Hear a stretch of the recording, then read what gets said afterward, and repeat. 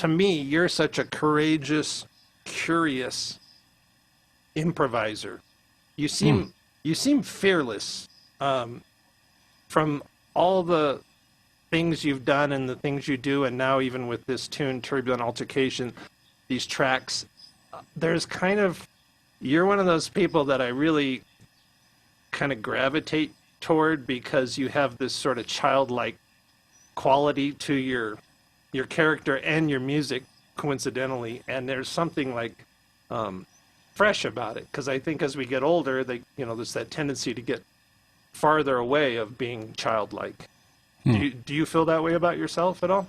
I mean, I grew up with a mom who was kind of crazy, and she like encouraged us to just play around, and she was hilarious and just gave us every instrument that we wanted and said, here, do whatever yeah, flute, sure, violin, sure, try piano, why not? Yeah. And we would jam like from age 3.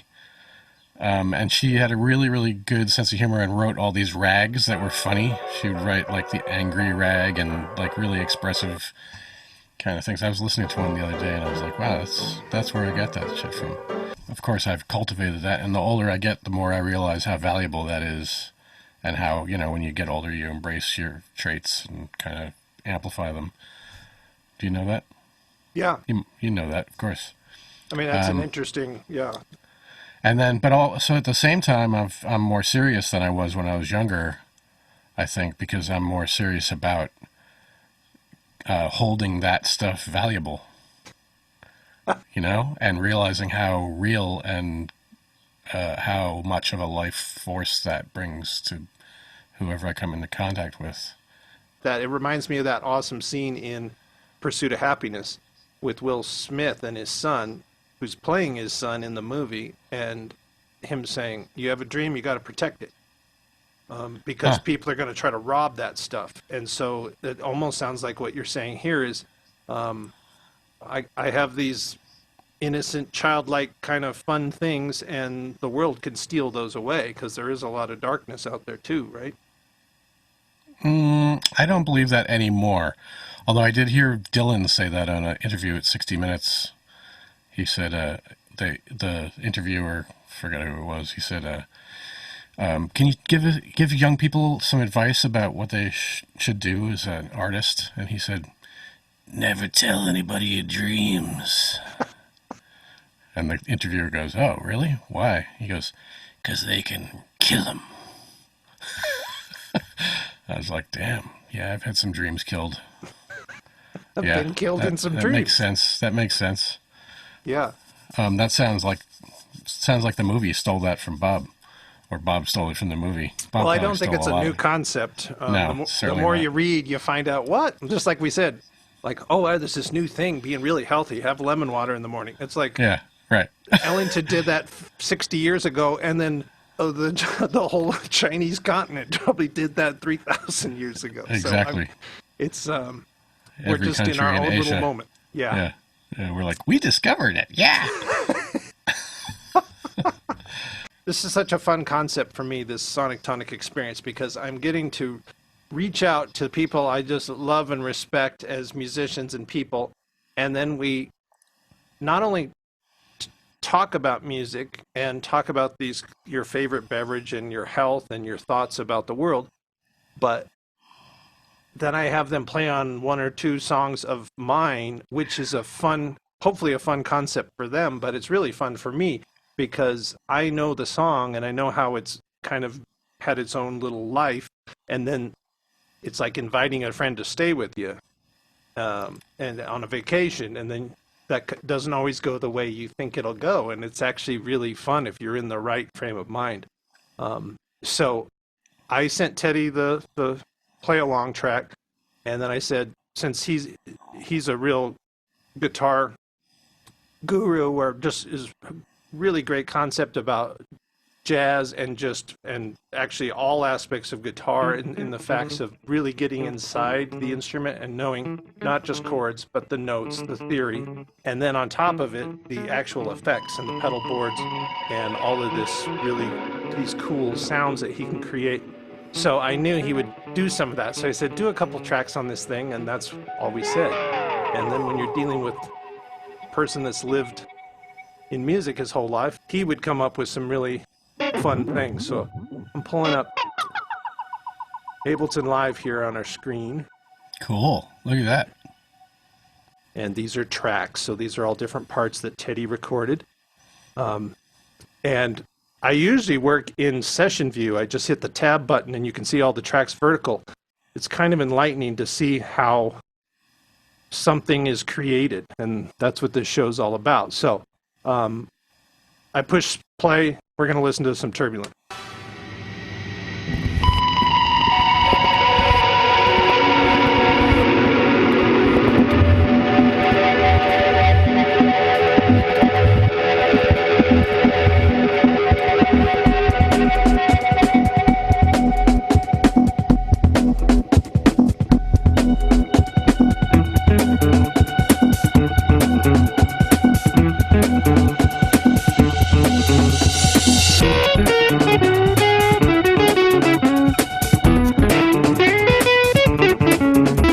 I'm going to stop it right there. There's already some... What were you thinking? You ruined my song. We got to start this interview over. I'm not going to include this. So one thing that I find a lot of people that aren't musicians, everyone seems to love music, but there's this rare category of people that play music. And then there's even a more rare category that do it for their whole life as a profession. And when someone like me is listening to someone like Teddy, and I show up at his gig, and I just go, oh, "Okay, that's what's going to happen." And then all of a sudden, I'm smiling at something. People will go, "Wait, what? Why are you smiling? There's nothing going on." And it's because I'm listening through a different filter than maybe another person is listening. So, what do I hear here that makes me smile? Right away, as soon as this break happens, listen to this weird sound here.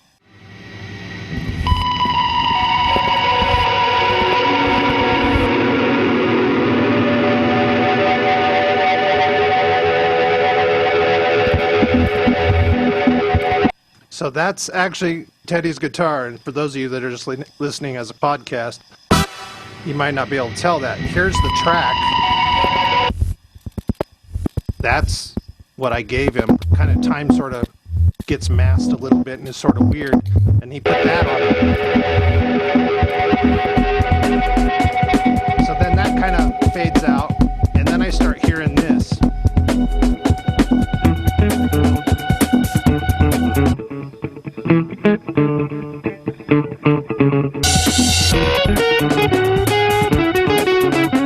Then I hear that.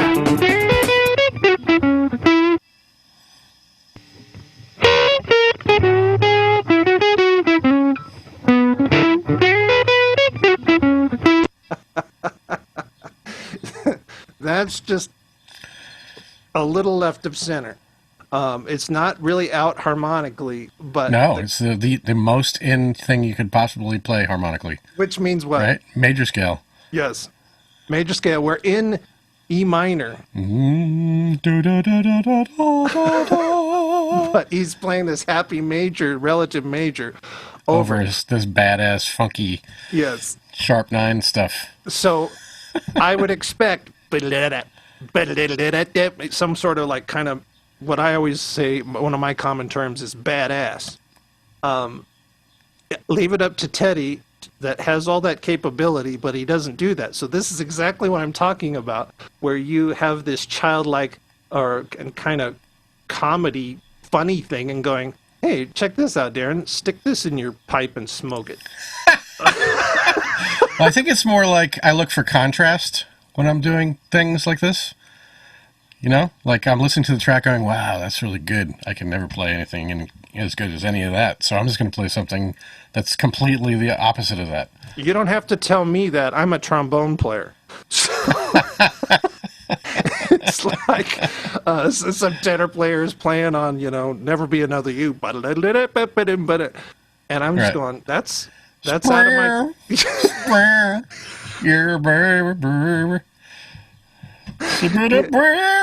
But it still can be well, that's the term musical, right? You use Yeah. your creative brain and go, I'm going to do this. So here's what he's doing right here. And so the sound is a little, I think it's quirky. It's very cool. It kind of draws you in. Whoa, it's pretty simple harmonically. And then notice the fill, everybody. Here we go.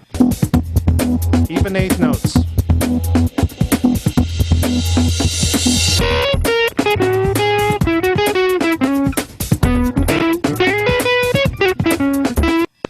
If you're not paying attention deeply, you might not know that that's like a swing kind of little happy halftime fill compared to what the real groove is. So here's the groove. And then here's steady.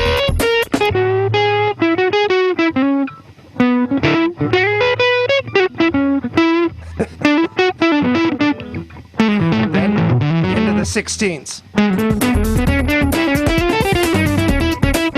So when someone's really listening, he knows that this is a faster 16th kind of funky straight eighth thing, but he's purposely going against the grain with the harmony. I mean, in that it's making it major and that the feel of it is.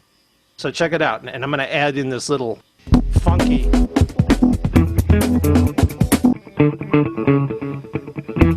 Different track. Now here's the solo.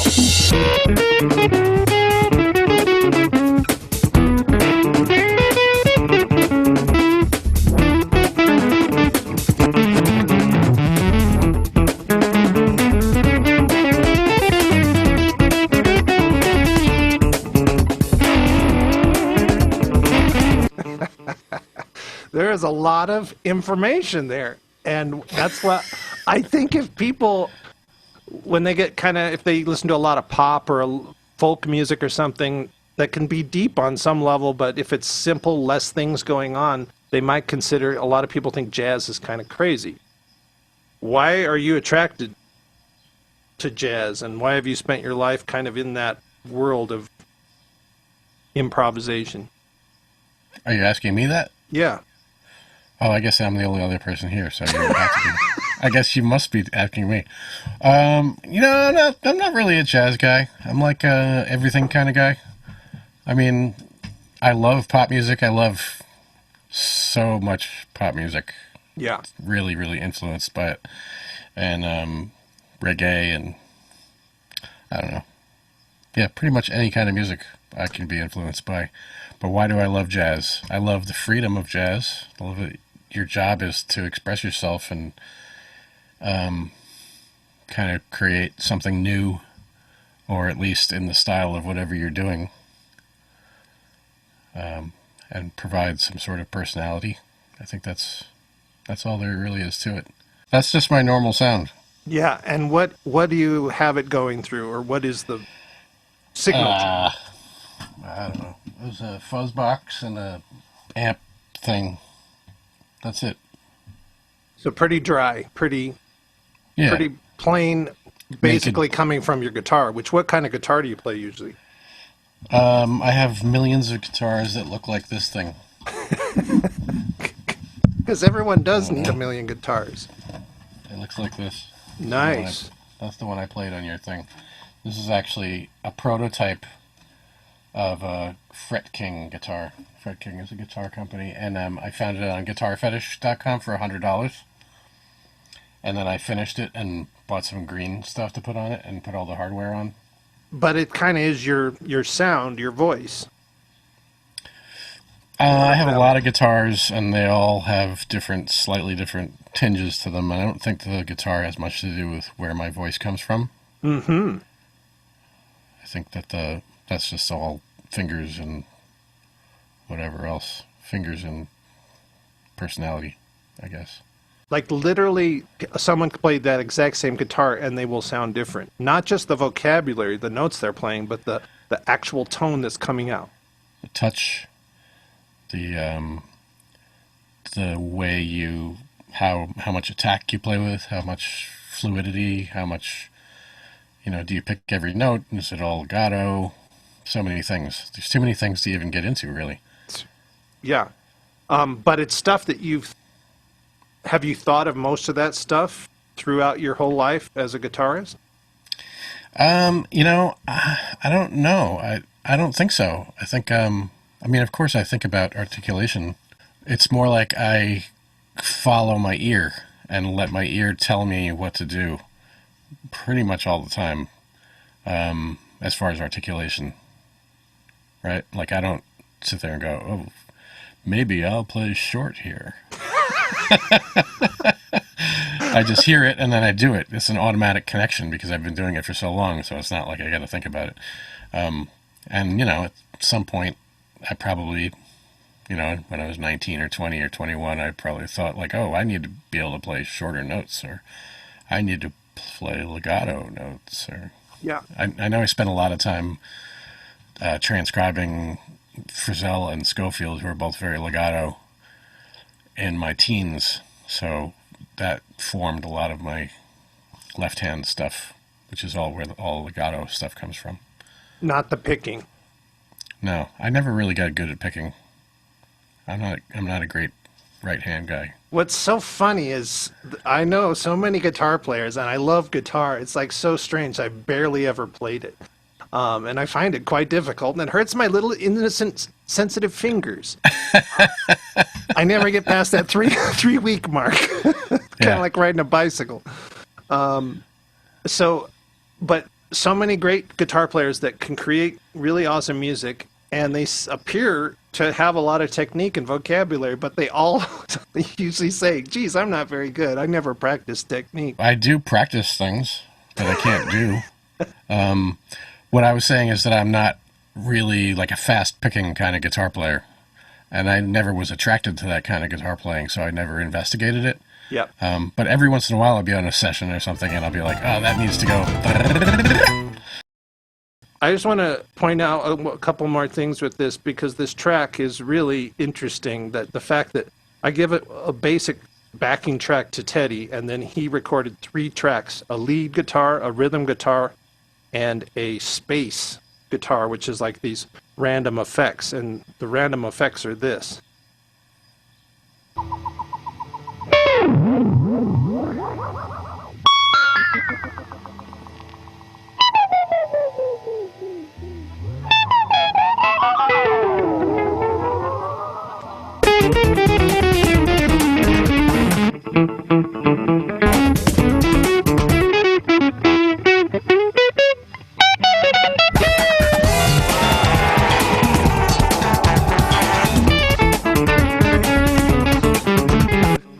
Now, Teddy, you didn't record any of these, and were you hearing the other parts while you were doing it?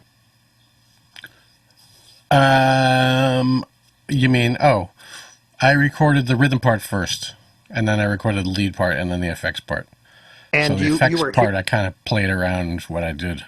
You were hearing it while you were performing. Yeah, and anytime the horns came in, I was like, you know, there's not much I can do in there, so I'm going to leave that part alone and have it be a conversation between when the horns come in and when my stuff comes in. And that's these spaces, and here's this interesting thing. I wrote the tune, I made the backing track, then I give it to Teddy, and he gets to do whatever he wants. And you let him be creative. I didn't really give him much guidance. And then I just said maybe do a couple of different tracks. So that's you did say I should play a C sharp on downbeat of bar 23, though.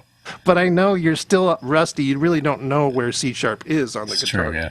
It's true. So I'm not going to put that heavy kind of sarcasm. So right here, getting it back to me as a producer, then I hear this, and this is a little busy to me.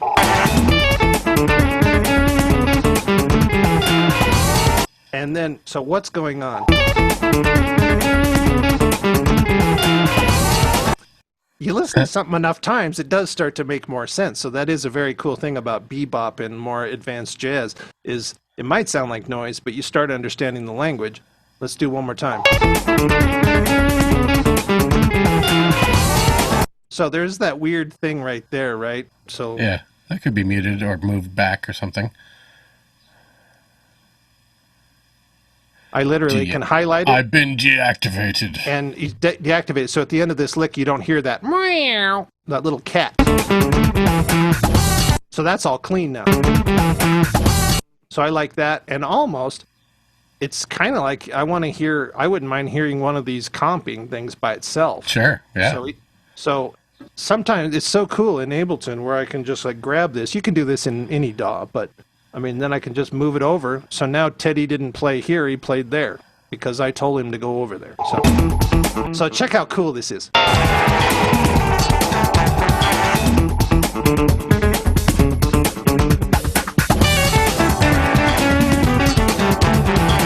And now that's kind of busy because the trombones come back in there. And now here's one thing that is really kind of fun is you can make these things move around and pan them. So none of this stuff is panned. So if I move stuff to the side and everything, you can notice them a little better. So listen to these quirky sounds, this sound effect. It's now on our right ear.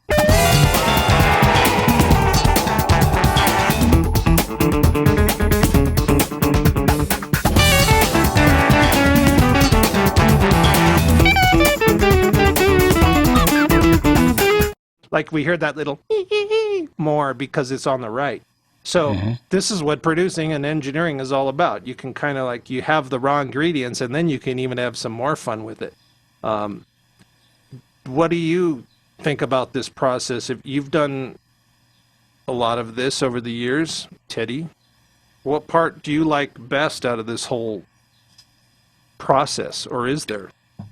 I do enjoy panning.